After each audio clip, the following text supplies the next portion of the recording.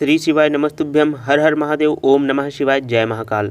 आप लोगों के बच्चे का मन पढ़ाई में नहीं लगता है या फिर वह बुद्धि से थोड़ा कमज़ोर हैं या दिन भर फ़ोन में लगे रहते हैं, पढ़ाई में बिल्कुल भी मन नहीं लगता, यदि कुछ भी चीज़ें पढ़ते हैं तो उसको याद नहीं होता और आप पढ़ने के लिए बोलते हो तो वो आपका बात बिल्कुल भी नहीं मानता, आप कुछ भी काम कहते हो तो वह उसको बिल्कुल भी नहीं करता और गुस्सा करने लगता है, चिड़चिड़ा स्वभाव का है, तो मात्र मंदिर से एक वस्तु ला करके आपको उन्हें खिला देनी है।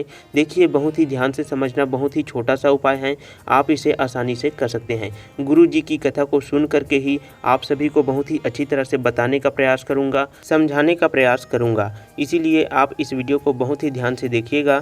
सबसे पहले इस उपाय के लिए आपको चाहिए एक पीपल का पत्ता। पीपल का पत्ता कहीं से भी खंडित नहीं होना चाहिए, कटा हुआ नहीं होना चाहिए, बिल्कुल फ्रेश पत्ता होना चाहिए और इसके साथ चाहिए आपको थोड़ा सा शहद। तो थोड़े से शहद और पीपल का पत्ता इस उपाय के लिए आपको चाहिए। इन दोनों सामग्री को लेकर के चले जाना है आपके आसपास के भगवान भोलेनाथ के मंदिर में, जहां पर शिवलिंग रखा हो। एक बात का आपको ध्यान रखना है कि यदि आपके बच्चे आपके साथ मंदिर जा सकते हैं तो आप अधिक से अधिक कोशिश कीजिए बच्चों के हाथों से ही यहाँ उपाय कराएं।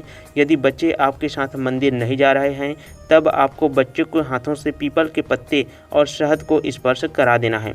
यदि आपके बच्चे कहीं बाहर रहते हैं तो आप स्वयं उनका नाम लेकर और अपने गोत्र का नाम लेकर इस उपाय को कर सकते हैं। तो मंदिर में जाकर के सबसे पहले आप लोग जो पीपल का पत्ता लेकर आए हैं उस पीपल के पत्ते पर आपको अच्छी तरह से शहद को लगा देना है। इसके बाद इस शहद वाले पत्ते को भगवान भोलेनाथ के शिवलिंग पर अर्पित करना है।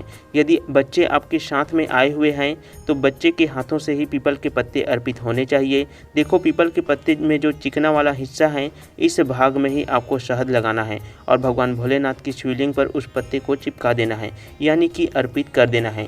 लेकिन इस उपाय में सबसे महत्वपूर्ण बात जो है, यह पूरा उपाय आपको करना है तुमरुका जी का नाम से। तुमरुका जी का बहुत से उपाय गुरु जी अपनी कथा में बताते रहते हैं, आपने कई बार सुना भी होगा।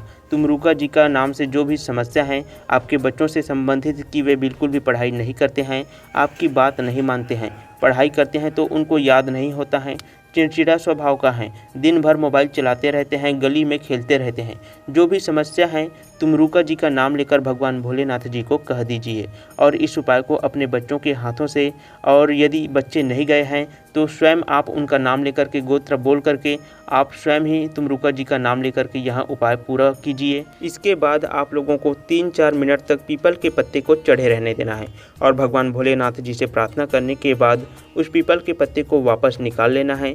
यदि बच्चा आपके साथ मंदिर गया है तो उस बच्चे को पीपल के पत्ते को खिलाना है। यदि बच्चा पीपल का पत्ता खा सकता है तो मंदिर में कहीं पर भी साइड में बैठकर बच्चे को पीपल के पत्ता, तुमरुका जी का नाम लेकर के पीपल का पत्ता खिला देना है। यदि बच्चा पूरा पीपल का पत्ता नहीं खा सकता है तो शहद जो आपने लगाया था पीपल के पत्ते में, उस शहद को आपको चटा देना है और उसके बाद उस बचे हुए पीपल के पत्ते को घर आने के बाद उसका पाउडर बना करके खाने में मिलाकर बच्चे को पूरी तरह से उस पीपल के पत्ते को खिला देना है। बस इतना सही उपाय आप लोगों को करना है। सबसे बड़ी बात भैया, इस उपाय को किस दिन करना है, तो कुछ विशेष दिन है जिस दिन आप यहां उपाय आसानी से कर सकते हैं। ध्यान से सुनिएगा इस महत्वपूर्ण बात को। सबसे पहले इस उपाय को आप कर सकते हैं किसी भी सोमवार को, या फिर आप किसी भी प्रदोष के दिन इस उपाय को आसानी से कर सकते हैं। प्रदोष का दिन भी इस उपाय को करने के लिए बहुत ही शुभ होता है। या फिर इस उपाय को आप मासिक शिवरात्रि में भी कर सकते हैं, जो प्रत्येक महीने में आते हैं। 2 दिन और हैं, जैसे कि अमावस्या और पूर्णिमा। ये अमावस्या और पूर्णिमा का जो दिन आता है उस दिन भी आप इस उपाय को कर सकते हैं। यह सभी दिन बहुत ही शुभ हैं इस उपाय को करने के लिए। इस दिन यदि आप उपाय करते हैं तो आपके उपाय जरूर सफल होंगे, क्योंकि इस उपाय के लिए यह बहुत ही शुभ दिन है। देखो, इस उपाय को यदि बच्चा अपने हाथों से कर सकता है तो बच्चे को ही करने देना है।